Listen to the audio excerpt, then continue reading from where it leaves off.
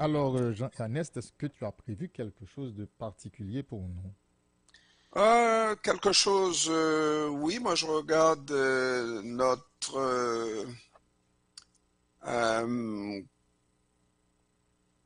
concert, comment je pourrais, notre, c'est même pas notre connaissance, Dominique Olivier, asthma, qui est en train de goûter la médecine de la presse québécoise. Ben oui, sauf que bon, on dira ce qu'on voudra là. Euh, quant à moi, c'était un manque de jugement. Même si c'était permis, mais un souper d'huîtres à 345 $ là, c'est comme Ça oui. dépend de combien qui ont mangé d'huîtres et combien d'huîtres qu'ils ont mangé, parce que bon, quand on va manger des huîtres, est-ce qu'on compte le nombre d'huîtres qu'on mange, à quel restaurant ils ont été? Ça, c'est plein de questions. 349 $. Et c'est ça qui fait le problème, là, Asma. Est-ce que c'est ça qui fait le problème ou est-ce que c'est une culture Ben c'est d'une ce qu'elle a dit entreprise? aussi. Mais c'est une culture dans Oui, c'est une ce qu'elle a dit. entreprise. Elle a Ah, dit voilà. elle n'a rien fait d'illégal. C'est parce que ce sont des choses qui sont permises. Mm. Mais elle a reconnu également, et moi, c'est pour ça que je, je ne la tiens pas à rigueur vraiment, parce qu'elle a reconnu que elle aurait dû y partir. C'était pas la meilleure chose à faire. Et qu'elle est prête à rembourser Mais qu'est-ce ce qui qu'elle s'est avait passé dépensé. exactement? Pardon? Qu'est-ce qui s'est passé exactement? Alors, Jean-Ernst, je te laisse aller. Alors, elle était présidente de l'Office de consultation de Montréal et ça fait tout simplement un processus, comme son nom l'indique, de consulter la population sur divers projets et on trouve que cet office-là pour consulter la population est plutôt dépensier, n'est-ce pas? Et dans des questions de voyage à l'étranger, des questions de restaurant surtout. Ce qui paraît un petit peu plus difficile, c'est la façon dont on coopte des amis, des connaissances. Il n'y a pas de rigueur dans la structure de cette chose-là. Lorsqu'on fait arriver quelqu'un, mais c'est quelqu'un avec qui on a travaillé dans une autre institution, à qui on va demander euh, quelqu'un avec qui on a travaillé, qu'on va coopter justement pour occuper une fonction. Et c'est quand même des fonctions qui gagnent beaucoup d'argent, des fonctions au-delà de 100 000 $, c'est beaucoup d'argent, n'est-ce pas, comme salaire.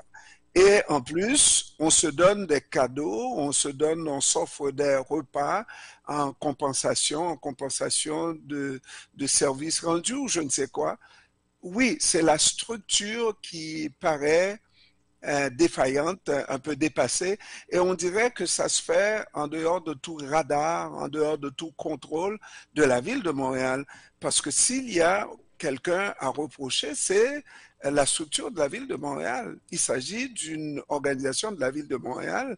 Euh, c'est un office de la ville de Montréal qui devrait être contrôlé par la ville de Montréal. Et quand on n'a pas de chef ou de qui on dépend, n'est-ce pas? On fait ce qu'on veut. C'est comme si on était dans un monde à part. Ben, ne demandez pas aux gens qui dirigent selon une formule éprouvée qui, par exemple, on veut remonter à Dominique Olivier en disant que je regarde le chef de l'opposition officielle qui dit que Dominique Olivier doit être questionné aussi et si la nouvelle présidente doit connaître un certain sort, Dominique Olivier aussi. Mais si Dominique Olivier remonte au président ou à la présidente qui l'a précédé, Mhm. probablement qu'on va voir exactement la même structure, le même type de fonctionnement. Oui, Alors, c'est délicat. Ouais.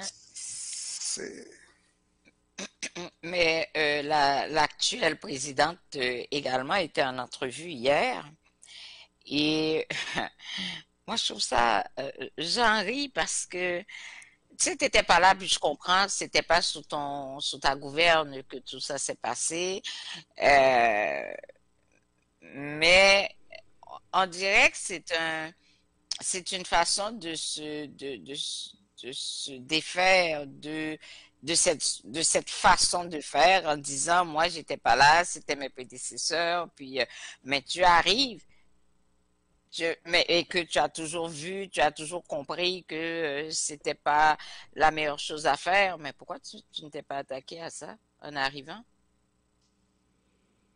C'était Tu as peut-être pas, compris que c'était peut-être, pas correct. peut-être que ce n'était pas l'urgence non plus. Ben, c'est urgent, c'est l'argent des contribuables, Tilou, que tu dépenses comme ça, là, à faire des voyages sans arrêt. Et puis, est-ce qu'on sait ce que ça rapporte à la ville de Montréal, ces voyages-là? Oui, mais si j'ai bien compris, jusque-là, il s'agit de plutôt de suspicion ou de risque, mais pas vraiment de faits avérés de dépenses inutiles. Non, non, c'est Hum, plutôt avéré ben et ils oui, Ah, admettent ok. presque tous d'avoir, et ils disent que c'est une culture oui, d'entreprise. oui. Ah C'est ouais. la façon dont la Mhm. boîte a toujours été gérée. On se fait des cadeaux, mais moi, je questionne davantage la structure de la ville de Montréal. Mhm. C'est c'est pas normal qu'on ait un office qu'on place là dans une boîte et puis gérez-vous votre budget. C'est quand même de l'argent des contribuables, hein. Ouais. Alors, Ouais. Et oui, surtout, il y a eu des exemples déjà là, hein. Et c'est là-dessus que je trouve que les gens ont été très imprudentes, parce qu'on a des précédents. Exemple, comment qu'elle s'appelait déjà, la, la gouverneure, je pense. non, elle était comment c'est lieutenant-gouverneur Lieutenant-gouverneur, voilà, Lise Thibault. voilà, du Québec, Hmm. hein? Et c'est tellement laid quand ces affaires-là arrivent que moi, je trouve que les gens devraient être beaucoup plus prudents, surtout quand il s'agit de l'argent des contribuables. Si c'est votre Ah, salaire que vous décidez de dépenser comme ça, allez-y, votre salaire vous appartient, vous en faites ce que vous voulez. Mais l'argent des contribuables, là, c'est comme... non, mais peut-être que d'abord deux choses là, Asma. Lise Hmm, Thibault, là, c'était littéralement du vol. Littéralement du vol. On se rappelle que Lise Thibault a présenté des factures de restaurants pour la même journée, la même heure, exactement.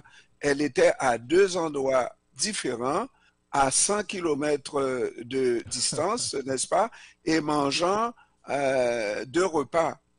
Non, ça se peut pas là. Mhm. Il y avait un problème qu'on n'a pas dans ce dossier-là. Ce dossier-là, c'est un bar ouvert où on dépense et comme si c'est pas l'argent de contribuable qu'il faut comment dépenser quand un bon père de famille, n'est-ce pas? On dépense, on garoche d'argent. Ça, c'est autre chose. Et ces gens-là admettent qu'il faut changer la culture. hmm, Et ça, c'est très différent par rapport à la situation de l'ICIBO. Mais aussi un bel exemple pour dire que à un moment donné, la presse va nous rattraper et va nous poser des questions. Et c'est ça, quand on est gestionnaire de fonds publics, c'est ce à quoi il faut penser. Parce hmm. qu'à tout moment, on peut vous poser des questions. Et il faut que vous ayez des réponses très claires pour prouver que les fonds sont bien gérés et bien dépensés. Dans le cas même de notre amie Dominique, ben, elle admet que ces montants-là, à bien y penser, elle aurait dû avoir une autre gestion. Mhm. C'est un peu tard parce que là, on remet en question le bon sens de celle qui est devenue la grande argentière de la ville de Montréal. Si vous faites des dépenses comme ça, pour préparer un budget de plusieurs millions de dollars, n'est-ce pas? Eh ben, qu'est-ce que ça va être? C'est la question qui est posée. Ben, une chance que les choses ont tendance à se calmer, mais sinon, ça aurait pu lui coûter son poste. Mhm. D'ailleurs, l'opposition a demandé à ce qu'elle démissionne. Bon, ça c'est le rôle de l'opposition aussi, là. Mais enfin, c'est juste, il suffit de faire attention, puis d'agir avec conscience et avec jugement, même si une affaire est permise, mais si vous jugez que ce n'est pas la bonne chose à faire, faites-le pas. Faites-le pas. Alors, on vous donne 1 million, puis on vous dit, c'est permis de jeter ce million-là à la mer. Quand le million, c'est pas vous qui avez travaillé pour, c'est l'argent des autres. Vous allez le faire quand même? Alors, la question, c'est vraiment cette façon qu'on a dans les entreprises, pas les entreprises privées, là, mais dans la gestion des fonds publics. Un ministère ou un office municipal, peu importe, dispose d'un budget. Et ce ministère a de l'importance dans la mesure où on dépense tout le budget. Et qu'on dise que pour l'année prochaine, eh ben, il faut augmenter le budget. Si vous ne dépensez pas tout le budget, généralement, il faut, à la fin de l'exercice financier, trouver un moyen de liquider, de dépenser et de dépenser. C'est comme ça que ça fonctionne à Smart-Hortelou, non? Ça fonctionnait. Mais ça fonctionne encore. Regarde En tout l'office cas, municipal. ça Regarde, fait, tous ça les fait ministères. quelques, As-tu un ministère dans un gouvernement, Asma, qui, à la fin de l'exercice, retourne de l'argent au gouvernement en disant, vous m'avez donné 15 millions à dépenser, j'en ai dépensé 14, voici 1 million. Mais l'année d'après, on va dire que ce ministère-là n'est pas un ministère important. Il faut à chaque année qu'on dépense plus, plus, plus, plus. C'est le fonctionnement de notre société et ça doit changer aujourd'hui. Parlons d'aujourd'hui, ça doit changer. mais je pense que, bon, là, je parle d'il y a quoi, 6 ans à peu près, là. Ça avait commencé à changer, hein, parce que au début, quand la fin de l'année financière approchait, on ramassait tous les crayons, les stylos, puis que les employés utilisaient. Et on faisait pas de la récupération, c'était pas de la récupération, c'était on les ramassait et puis bon, on les mettait dans la poubelle et on distribuait des nouveaux aux employés. Tout ça, c'était une façon pour aller s'approvisionner d'autres matériels de bureau. Mais dans mes dernières années, on ne faisait plus ça. Plus ça. Alors, tu vois, Asma, tu prends un exemple très faible, je Mais, m'excuse, c'est pas, parce que ça ne coûte pas très cher. mais c'était pas juste Là les où il y a, stylos, là. là où il y a beaucoup d'argent, c'est peut-être là où tu ne vois pas. Moi, j'en entends parler, je n'ai jamais travaillé Mais dans ça la dépend, tu fonction entends publique. parler par qui? Pardon? Tu entends parler par qui? Tu entends... Quand au début, là, moi je vous parle d'à peu près 25 ans de service. Donc j'ai vu passer des affaires. Quand au début, à chaque fin d'année financière, on changeait les imprimantes, on changeait comment on appelle ça, les déchiqueteuses, on changeait quasiment tout, là. Hein? Et c'est à peine si on changeait pas les mobiliers des employés. Et plus on avançait dans le temps, plus on comprenait, plus il y avait des restrictions venant du ministère de ne pas faire ça. On vous disait, une imprimante qui fonctionne encore, on va pas la changer. S'il y a un problème, on va faire venir un technicien pour la réparer, cette imprimante-là. La photocopieuse, la même affaire. Donc, il y avait un changement qui commençait. Donc, moi, je vous ai donné l'exemple des stylos puis tout ça, là, parce que bon, mais c'était généralisé à travers les bureaux. Et ce ministère, le ministère que je connais très bien, et il y avait un changement qui s'amorçait. Aujourd'hui, de quoi ça a l'air, je ne le sais pas. Mais il y avait Asma, moi, je peux te dire que dans nos hôpitaux, aujourd'hui encore, là, parce que toi, tu parles d'un ministère fédéral, mais dans nos hôpitaux du Québec, ils s'en dépensent beaucoup d'argent inutilement. Et les employés qui regardent ça sont impuissants parce que les mesures qui sont prises, aujourd'hui on fait monter un mur pour telle affaire, pour telle raison, et je t'assure, moi j'ai des gens qui m'en parlent et qui sont très sérieux, qui observent ça et qui se disent c'est du gaspillage, il y a beaucoup de gaspillage. Et la preuve c'est que même à ces mesures dont tu parles, Asma, est-ce que tu connais, voici la question qui tue, là, un ministère qui cette année dépense 1 million et l'année prochaine va dépenser encore 1 million.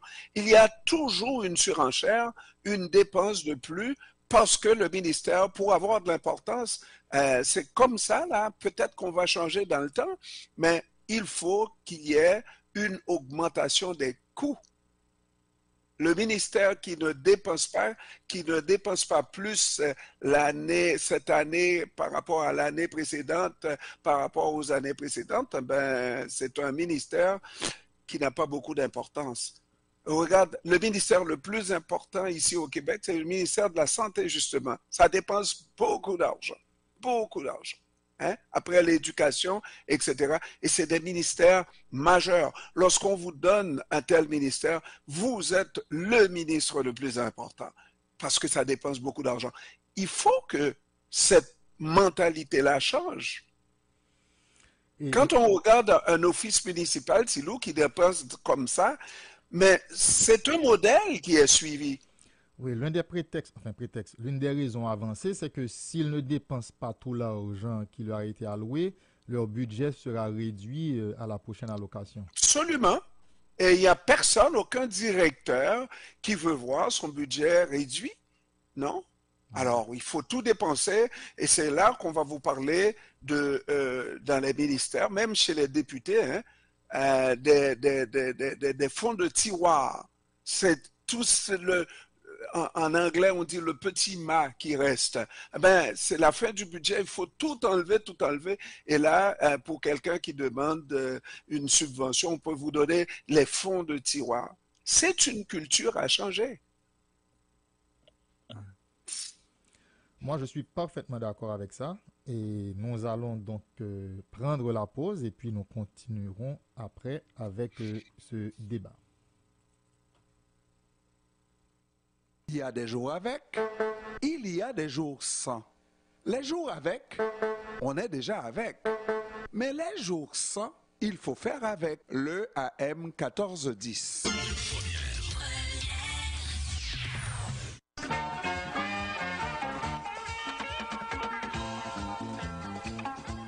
6h34 à Radio CPAM, vous suivez l'édition de ce jeudi de Réveil Matin. Vous êtes avec moi, bien sûr, Thylin Jean-Paul, mais aussi Asma Heurteloup et Jean-Ernest Pierre. Alors, Jean-Ernest, Asma, est-ce que vous êtes là?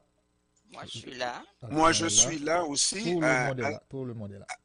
Asma Heurteloup. Oui. Imaginez que je viens de recevoir un texte de quelqu'un que tu connais bien et ça se lit « Toute coutaille, c'est coutaille ». Le texte dit « J'ai remarqué que certains comportements condamnés unanimement dans une société peuvent être parfaitement acceptés dans la même société suivant la personne ou la classe sociale la pratiquant. Le vol, par exemple. Une cuisinière, j'imagine une ménagère, à qui l'on confie quotidiennement 100 gourdes pour la préparation de repas ne peut, entre parenthèses, ne devrait en aucun cas conserver pour son compte ou dépenser selon ses propres vœux les 10 gourdes de monnaie qui lui restent occasionnellement un jour de rabais. Ce serait du vol ou de la fréquencité. Elle doit impérativement rapporter la monnaie et la remettre à la maîtresse de maison qui en disposera. Mais qu'en est-il lorsqu'une section d'une entreprise, une ONG ou d'un ministère de l'État décide de conserver l'argent non utilisé du budget qui leur a été alloué sous prétexte que le prochain budget sera réduit si l'argent est rendu? C'est malhonnêteté, toute coutaille, c'est coutaille. Pas d'accord? Alors je vous prie, montrez-moi la différence. Écrit celui que tu connais bien, Asma Hortelou. Imagines-tu que c'est qui, Asma? Je sais pas, ça doit être un monsieur. Peut-être monsieur Salgado, non? C'est Tilou Jean-Paul. Ah, Tilou qui a écrit ça? Ouais. Ah, Tilou! Oh. Mais c'est beau ça, Tilou. Mais imaginez qu'il avait déjà réfléchi sur la question. Oui, et ça date de 2008, hein, ce billet. Ouais. Et toute coutaille, c'est coutaille, effectivement.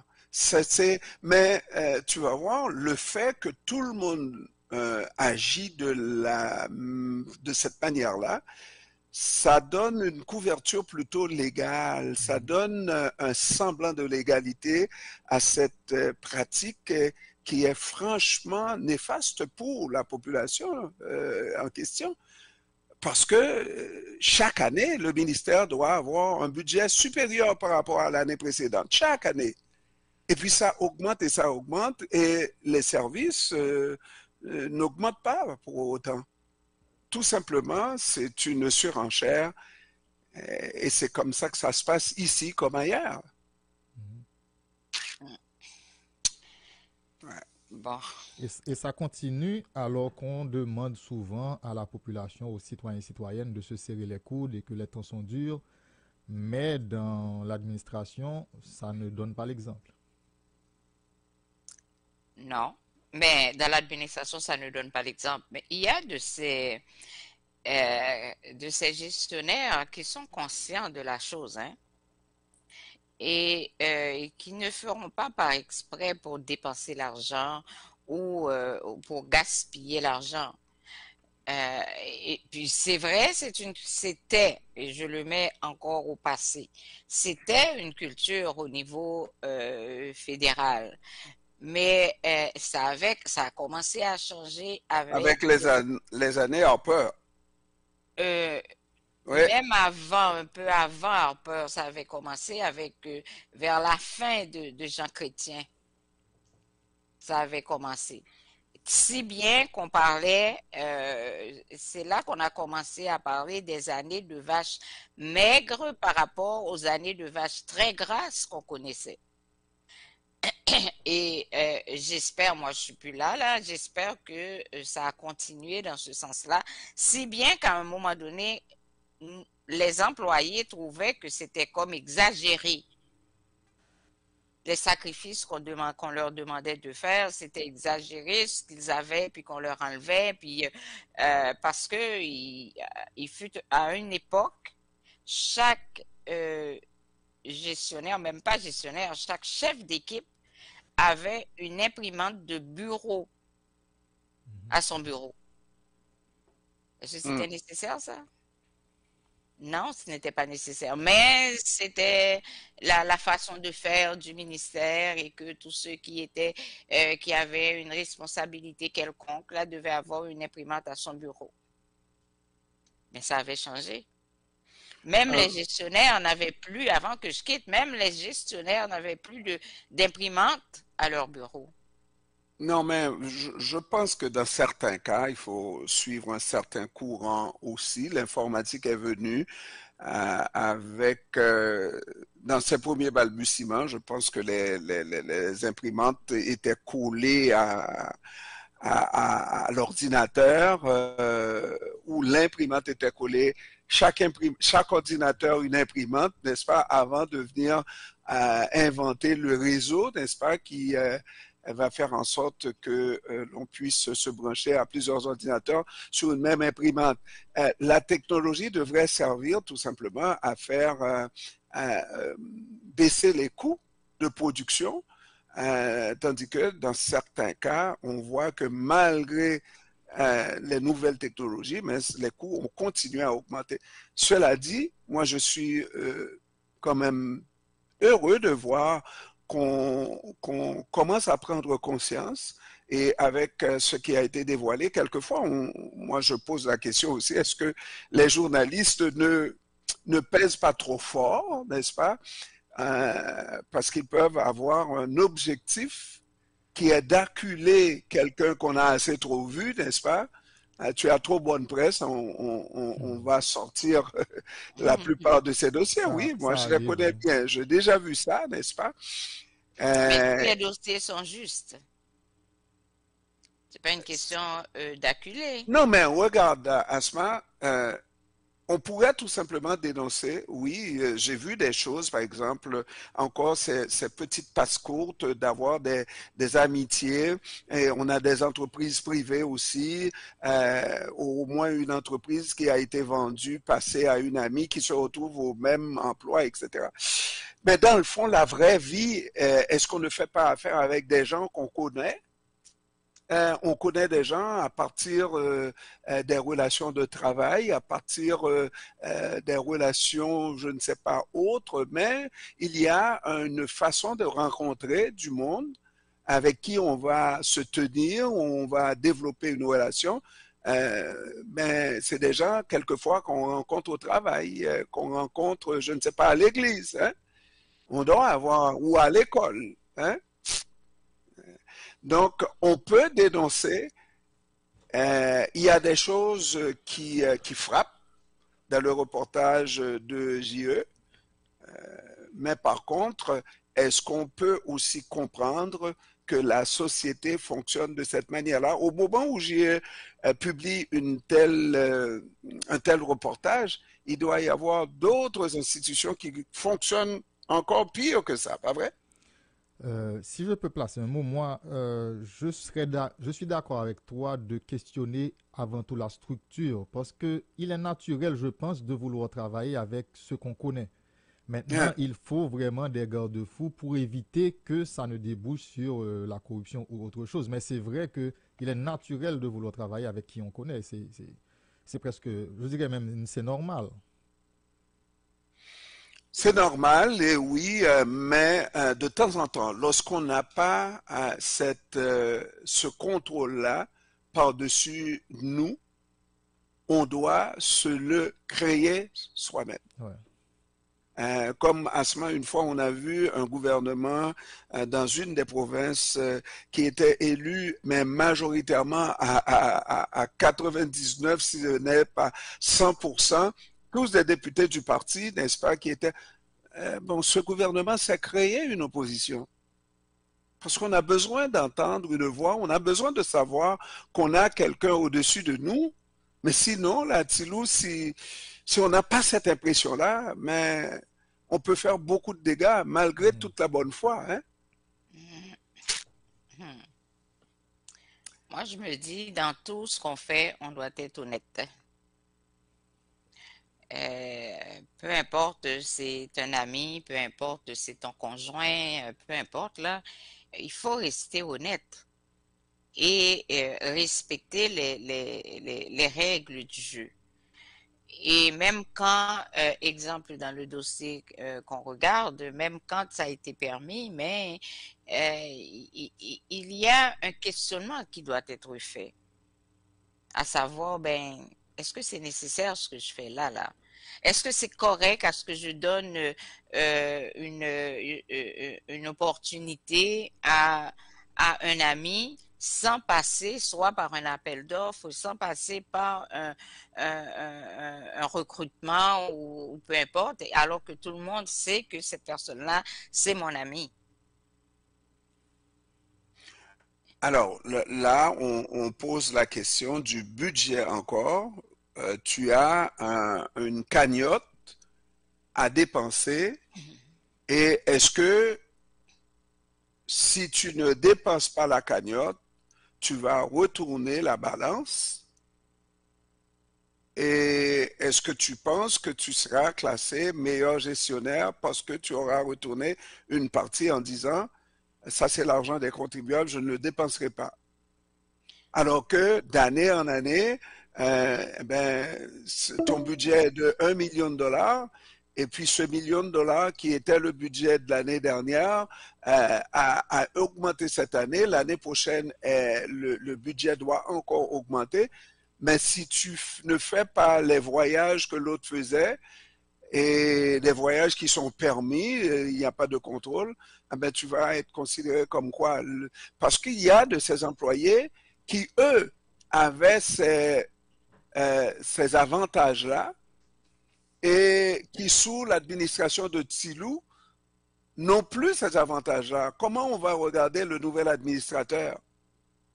C'est un homme pingre, un Fengvini, et puis qui nous niaise comme ça, etc. Et on va trouver toutes sortes de prétextes pour donner des problèmes à Tsilou parce qu'il a une gestion qui n'est pas comme le gestionnaire précédent ou la gestionnaire précédente. C'est la culture de l'entreprise, c'est la culture de ces boîtes-là qu'il faut absolument changer du tout au tout. Et nous aussi, dans la population, qu'on doit comprendre, non, ça ne doit pas être un budget qui augmente d'année en année. Mais le budget peut augmenter si besoin est.